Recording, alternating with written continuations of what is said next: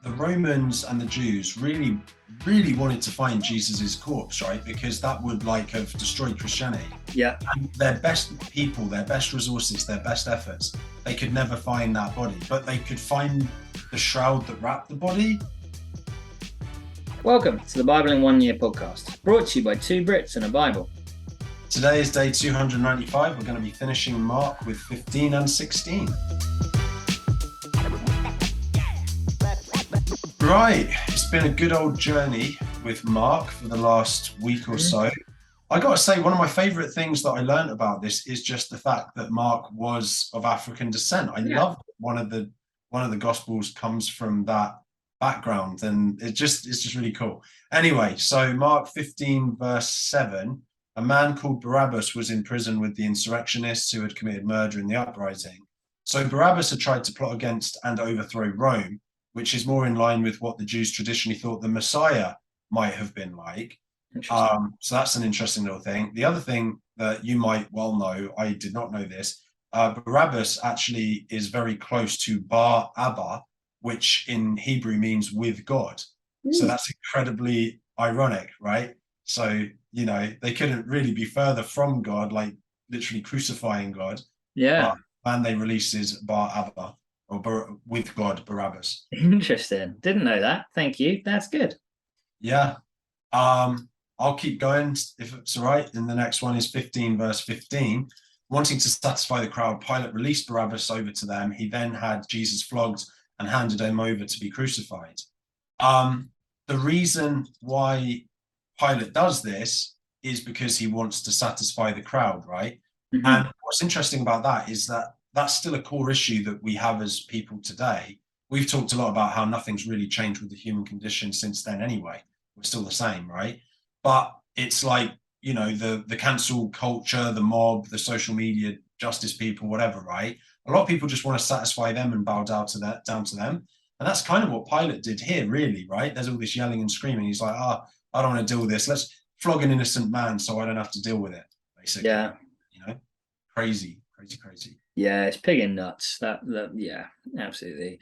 I get being a parent, the whole like, you know what, just whatever, have the lollipop. I don't care. Watch the extra TV show. I can't be asked with the screaming. So I see it, but not on a sending Jesus to die and be flogged level. Yeah, it's a bit of a different level than a lollipop. Just a little. Again, sort of just through reading it and trying to pull out different things. 15:23, they offered him wine mixed with myrrh, but he did not take it. I was just thought, cool, fair enough. But actually, at the Last Supper, when he had and took the wine, he said, the next time I drink this will be in heaven. And so that's why he didn't accept that, was because he said, wow, no, that's good. In heaven. Dude, that's so cool. I did not realize that, but yeah, that's so cool. Yeah, like one of the things we've heard, like everyone knows the Easter story. Like as a Christian, you know that, but to suddenly go, oh yeah, that's cool. Yeah, that's awesome. That's really, really cool little Easter egg. Yeah, boy. All right, some really cool stuff here. Again, stuff that when you actually stop and think and take a second, it's massive.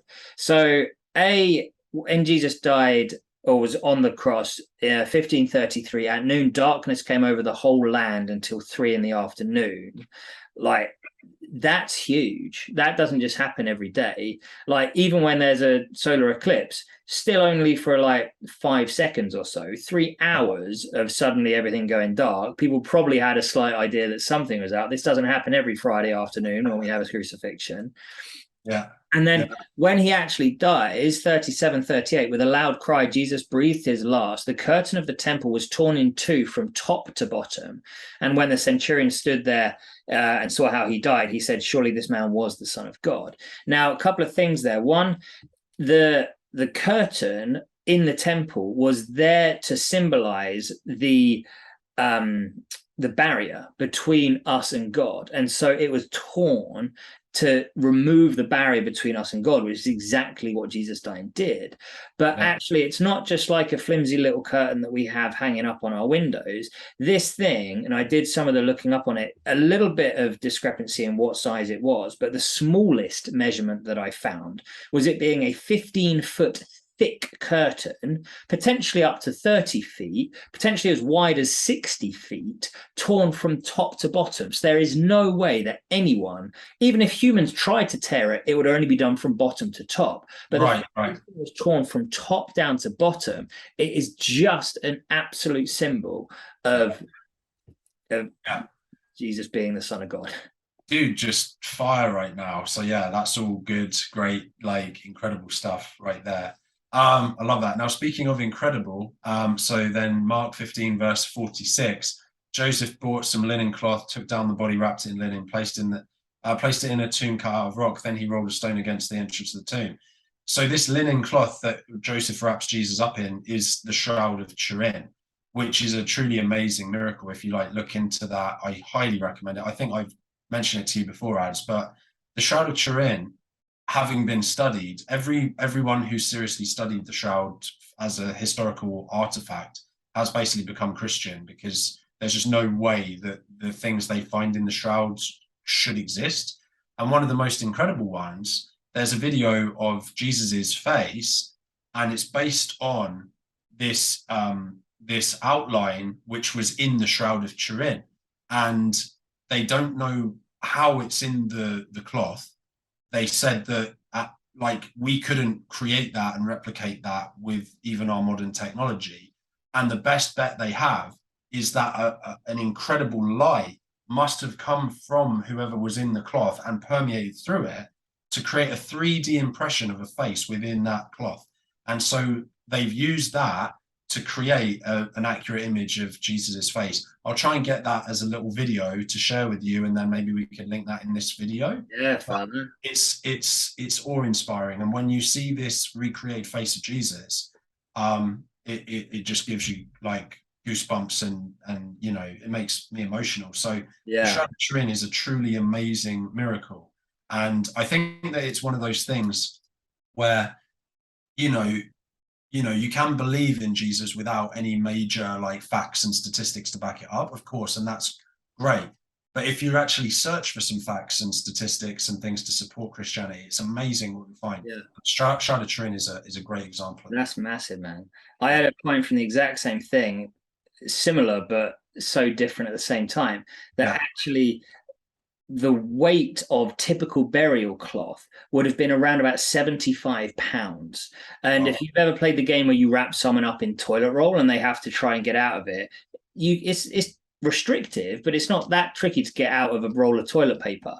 75 pounds worth of cloth tied with your body together to just wiggle your way out of that. It's not happening. It's a miracle. Jesus came back from the dead, and it's not just some fella like waking up from a coma and just being like, oh, well, get out of this. There we go. Right. It's a pig in miracle. And then the Shroud of Turin, like, just, yeah. Well, and the other thing is that the Romans and the Jews really, really wanted to find Jesus's corpse, right? Because that would like have destroyed Christianity. Yeah. And their best people, their best resources, their best efforts, they could never find that body, but they could find the shroud that wrapped the body. Like it's very bizarre to me that people don't believe it. And that's like, even the most ardent atheists and people that don't believe in Christianity agree. The historicity shows that there was a man named Jesus. He did seem to die, and they can't find the body. And that, those are the facts. So yeah, that's some cool stuff. We've nearly run out of time already. You want to go with 1615? Yeah, it's just these little bits at the end of Mark which are really cool, and just one of those simple things, and it links back to the whole Jesus is Messiah. And it says, Jesus said to them, go into all the world and preach the gospel to all creation. Whoever believes and is baptized will be saved, but whoever does not believe will be condemned. It is as black and white as that. Jesus is who he says he was. We have to believe and be baptized, and we will be saved. End of. Yeah, absolutely, man. That's exactly right. I'm just going to try and sneak a quick one in here. So Mark 16, 17, and 18. Don't have time to read them. Sorry. Pick up your own Bible, get reading, please. But referring to some of the spiritual gifts here, right, that we're going to then see in the book of Acts in a few books' time. So one of the spiritual gifts is to be able to drink deadly poison and not be hurt. I just said, I believe in spiritual gifts, but I'm still not going to drink poison and test that, though. So, yeah. So that's the end of Mark. Yeah, this has been a banging episode. Tomorrow we're into Luke, but you know what? Actually share this with someone, because there's some life-changing stuff in this, and hopefully we've been able to bring some of that across to you. So